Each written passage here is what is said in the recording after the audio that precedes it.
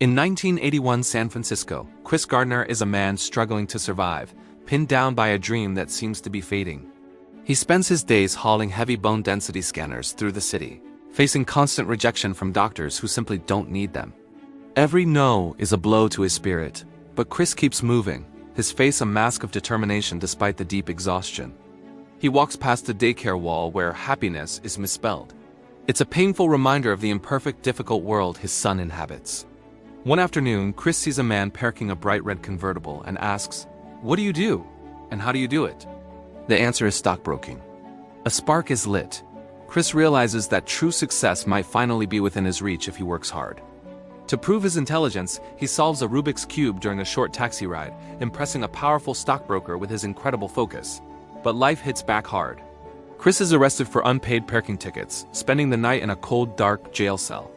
He arrives at his interview covered in white paint, looking completely unprofessional, yet his raw honesty and wit win over the hiring board.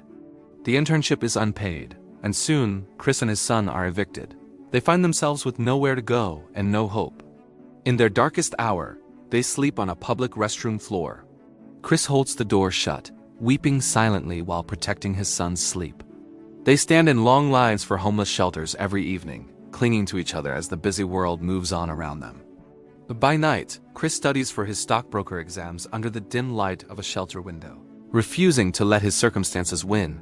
He balances fatherhood with a high-stakes career, running between the office and the shelter, never letting his young son see his growing despair.